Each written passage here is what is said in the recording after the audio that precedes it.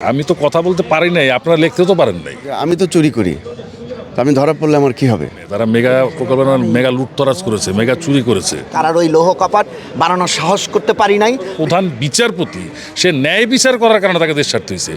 বাংলাদেশের একটা পাতাও যদি কেউ ছিঁড়ে, এটা আমার দেশের ক্ষতি।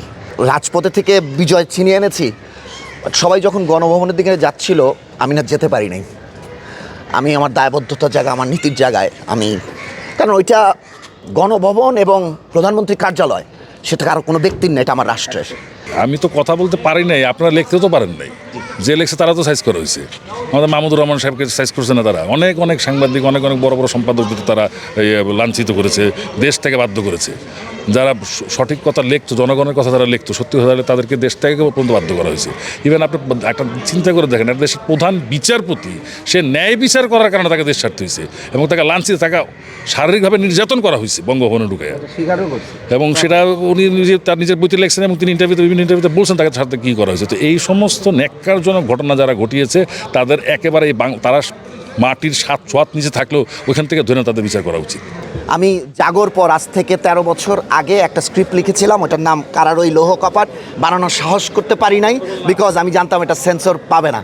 আমি এই মুহূর্তে কারার ওই লৌহ কপাটটা বানাতে চাই, এবং এটা আমি আমাদের যেই ছাত্ররা এই আন্দোলনটা করছে তাদেরকে ডেডিকেট করতে চাই।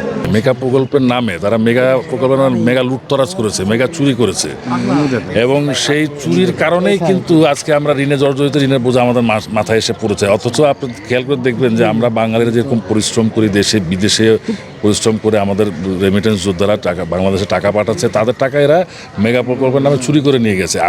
আমি বিশ্বাস করি জনগণের রায়ের মাধ্যমে যখন জনগণের সরকার প্রতিষ্ঠা হবে, সেই সরকার এই চুরি থেকে মানে এরকম চুরি করবে না।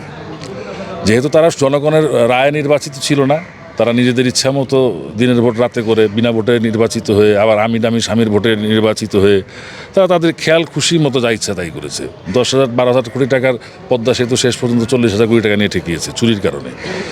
তো ইনশাআল্লাহ যদি আপনারা সহ জনগণ আমাদের পাশে থাকে, যদি জনগণের রায়ে যদি একটি সুন্দর গণতান্ত্রিক সরকার আমরা প্রতিষ্ঠা করতে পারি, আমার বিশ্বাস যে এই চুরিগুলো বন্ধ হবে এবং দেশের টাকা দেশেই থাকবে, দেশের উন্নয়ন হবে, এবং আমরা ঋণের থেকে অচিরে মুক্তি পাবো বলে আমি বিশ্বাস করি।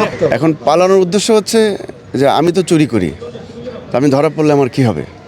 তো আপনারা বুঝতেই পারতেছেন, সেই নিজের লজ্জায় সে উনি দেশ থেকে চলে গেল। আমার মনে হয় পৃথিবীর মধ্যে কোথাও এই ধরনের এরকম ঘটনা, নজিরবিহীন ঘটনা নেই। অ্যাওয়ার্ডটা পুরস্কারটা আসলে দলীয় ব্যাপারটা হয়ে গেছিলো, একদল হয়ে গেল যে আমি আমার শুভাকাঙ্ক্ষীকে আমি আমার সাপোর্টিং হিসেবে আমি নিব।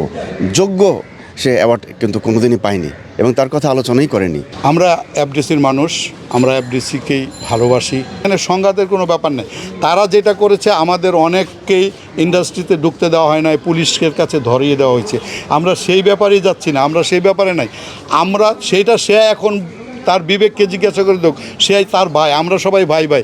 আমরা এখানে সব ভাইয়ের মতো কাজ করি। আমরা কিন্তু ইন্ডাস্ট্রিতে কেউ কাকে বস বলি না, ভাই বলি। এখানে কেউ ছোটো ভাই, কেউ বড় ভাই। এখন আমি একটা সময় আমার মতের পার্থক্য থাকতেই পারে, আমি যে কোনো দলকে আমি সাপোর্ট করি, যেই দলকে আমি সেই দলকে সাপোর্ট করতে পারি। আমি আপনার মতের সাথে আমার মত মিলবে এইটার কোনো কথা। এই জন্য আমি ইন্ডাস্ট্রিতে আমি আমার অধিকার আদায় করতে প্রয়োগ করতে পারবো না, এটা কোনো দিন হয় না, এটা হতে পারে না।